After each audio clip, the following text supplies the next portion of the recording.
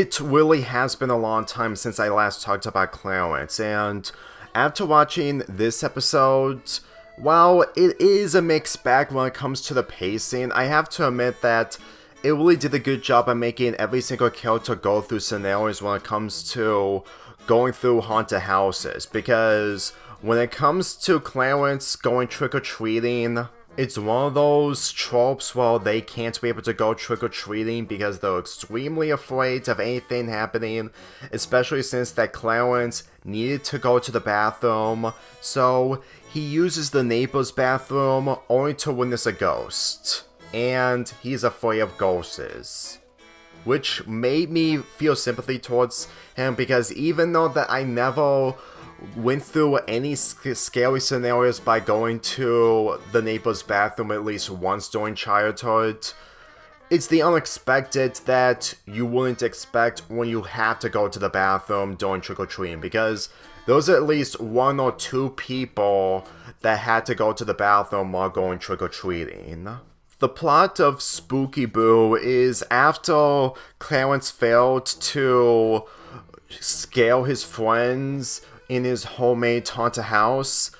Chelsea and Mavis are planning to go to a grown-up's Halloween party that is also a haunted house, but considering that everything is completely fake inside, it got torn down unphysically to where the teenagers chase the kids down. To the point that Mavis was extremely afraid of a fire hydrant outside of the haunted house that the characters went to, so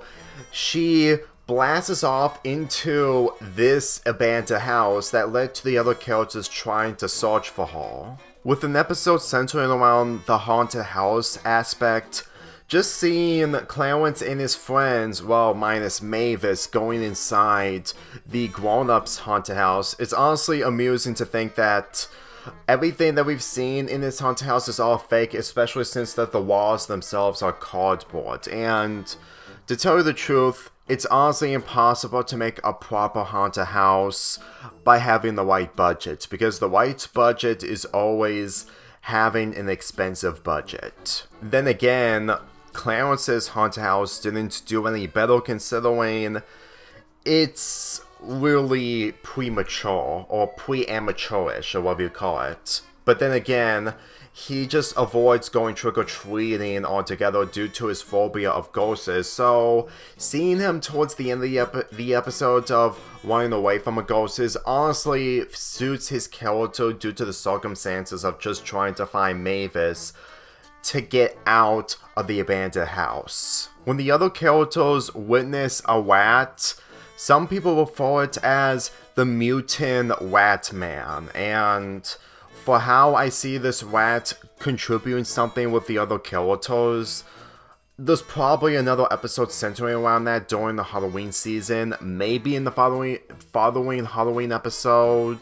that this show has, but if this does lead to something else entirely, then I'm going to assume that they wanted to make an episode involving rats. But it's not like that this show can do so many weird things when it comes to